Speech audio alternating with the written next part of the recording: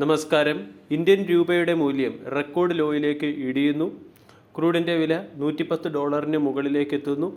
ലോകത്തെമ്പാടുമുള്ള മാർക്കറ്റുകളുടെ bond yield ഉയരുന്നു എന്നീ പ്രതികൂല സാഹചര്യങ്ങൾക്കിടയിലും ഇന്നത്തെ ട്രേഡിംഗ് സെഷനിൽ ഇന്ത്യൻ മാർക്കറ്റിൽ ബോട്ടം ലെവലിൽ നിന്നും ഒരു ബൈയിങ് വരികയും മാർക്കറ്റ് മാർജിനലി പോസിറ്റീവ് സൈഡിൽ ക്ലോസിംഗ് നൽകുകയും ചെയ്തു. ഈ ഒരു പ്രതികൂല സാഹചര്യത്തിനിടയിലും മാർക്കറ്റിൽ ലോ ലെവലിൽ നിന്നും ബൈയിങ് വരികയും മാർക്കറ്റ് മാർജിനലി പോസിറ്റീവ് സൈഡിൽ ക്ലോസിംഗ് നൽകിയത് മാർക്കറ്റിലുള്ള ബൈയിങ് സ്ട്രെങ്തിനെ ഇൻഡിക്കേറ്റ് ചെയ്യുന്നു. അതേസമയം ടെക്നിക്കലി നോക്കുകയാണെങ്കിൽ നിഫ്റ്റി അതിൻ്റെ റെസിസ്റ്റൻസ് സോണിന് അടുത്തായിട്ടാണ് ട്രേഡ് ചെയ്യുന്നത്. 23,800 മാർക്കറ്റിൻ്റെ 50-ഡേ എക്സ്പൊണൻഷ്യൽ മൂവിങ് ആവറേജ് റേഞ്ചാണ്. ഇത് വളരെ പ്രധാനപ്പെട്ട ഒരു റെസിസ്റ്റൻസ് സോണ് കൂടിയാണ്. അതേസമയം 23,400, 23,500 തുടങ്ങിയ ലെവലുകളായിരിക്കും വരും ദിവസങ്ങളിലുമുള്ള നിഫ്റ്റിയുടെ ഇമ്മീഡിയറ്റ് സപ്പോർട്ട്.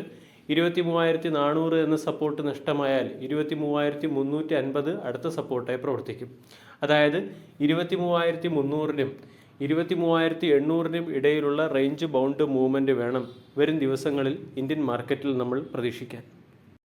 ഇനി ഇന്ത്യൻ ഇക്വിറ്റി മാർക്കറ്റിൽ ഇൻവെസ്റ്റ്മെൻറ്റ് നടത്തുന്ന ഫോറിൻ പോർട്ട്ഫോളിയോ ഇൻവെസ്റ്റേഴ്സിൻ്റെ ഇൻവെസ്റ്റ്മെൻറ്റ് നേച്ചറിൽ വന്ന ഒരു മാറ്റത്തെക്കുറിച്ചാണ് നമ്മൾ മനസ്സിലാക്കുന്നത്.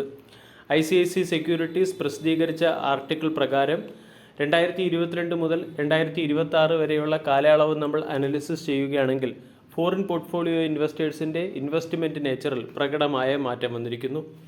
റഷ്യ-ഉക്രൈൻ ജിയോപൊളിറ്റിക്കൽ ടെൻഷൻ തുടങ്ങിയ കാലം മുതൽ, അല്ലെങ്കിൽ ജിയോപൊളിറ്റിക്കൽ ടെൻഷനുകൾ ഗ്ലോബൽ മാർക്കറ്റിനെയും ഇന്ത്യൻ മാർക്കറ്റിനെയും ഇൻഫ്ലുവൻസ് ചെയ്യാൻ തുടങ്ങിയ കാലം മുതൽ ഫോറിൻ പോർട്ട്ഫോളിയോ ഇൻവെസ്റ്റേഴ്സ് അവരുടെ ഇൻവെസ്റ്റ്മെൻറ്റ് നേച്ചറിൽ ചില മാറ്റങ്ങൾ വരുത്തിയിട്ടുണ്ട്.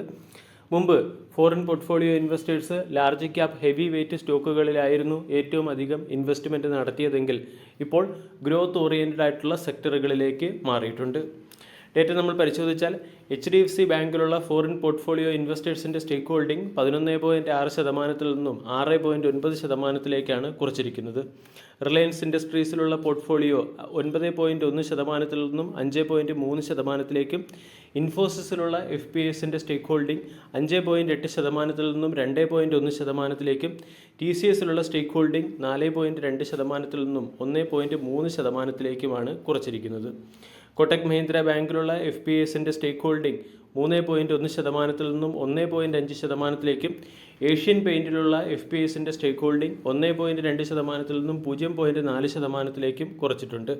അതായത് financial, IT, energy, FMCG, consumer discretionary spending തുടങ്ങിയ പരമ്പരാഗത സെക്ടറുകളിലുള്ള FPSൻ്റെ ഇൻവെസ്റ്റ്മെൻറ്റ് പോർട്ട്ഫോളിയോ അവർ റെഡ്യൂസ് ചെയ്തതായിട്ട് നമ്മൾക്ക് കാണാൻ സാധിക്കും.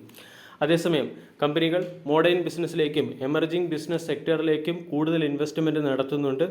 ഉദാഹരണം, സൊമാറ്റോയിലുള്ള FPSൻ്റെ സ്റ്റേക്ക് ഹോൾഡിംഗ്, അല്ലെങ്കിൽ എറ്റേണലിലുള്ള FPSൻ്റെ സ്റ്റേക്ക് ഹോൾഡിംഗ് 10.4% നിന്നും 30.8%-ലേക്കും, HDFC AMCയിലുള്ള FPSൻ്റെ സ്റ്റേക്ക് ഹോൾഡിംഗ് 10.4 നിന്നും 24.5%-ലേക്കും, പോളിക്യാബ് ഇന്ത്യയിലുള്ള സ്റ്റേക്ക് ഹോൾഡിംഗ് 5.8% നിന്നും 18.2%-ലേക്കുമാണ് ഉയർന്നിരിക്കുന്നത്.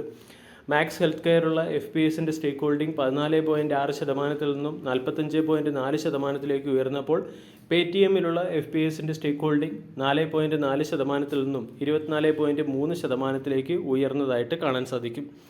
ഇതോടൊപ്പം തന്നെ മിഡ് ക്യാപ് സെക്ടറിൽ TD പവർ സിസ്റ്റത്തിലുള്ള FPSൻ്റെ സ്റ്റേക്ക് ഹോൾഡിംഗ് 2 നിന്നും 26%-ലേക്കും, ഹോം ഫസ്റ്റ് ഫിനാൻസിലുള്ള FPSൻ്റെ സ്റ്റേക്ക് ഹോൾഡിംഗ് 10% നിന്നും 45.4%-ലേക്കും ഉയർന്നതായിട്ട് കണക്കാക്കുന്നു.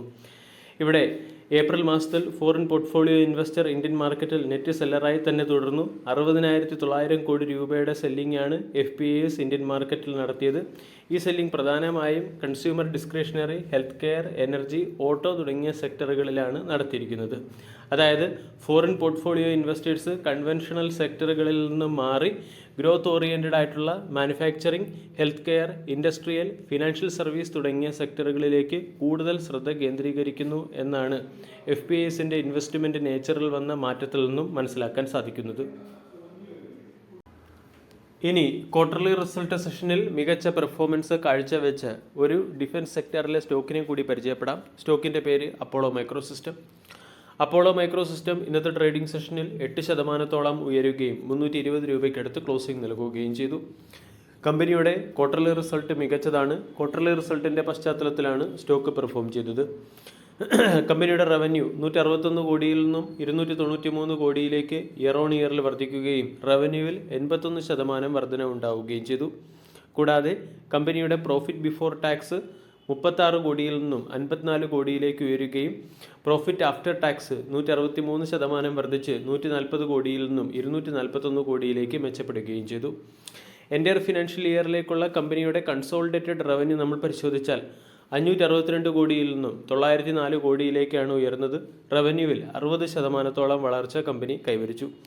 Profit before tax entire financial ഇയറിൽ 82 കോടിയിൽ നിന്നും 184 കോടിയിലേക്ക് എത്തുകയും പ്രോഫിറ്റ് ആഫ്റ്റർ ടാക്സ് 90% വർദ്ധിച്ച് 56 കോടിയിൽ നിന്നും 107 കോടിയിലേക്ക് മെച്ചപ്പെടുകയും ചെയ്തു. ക്വാർട്ടർലി റിസൾട്ടിനോടൊപ്പം തന്നെ 25 പൈസ പെർ ഷെയർ എന്ന റേറ്റിൽ കമ്പനി ഡിവിഡൻഡും പ്രഖ്യാപിച്ചിട്ടുണ്ട്.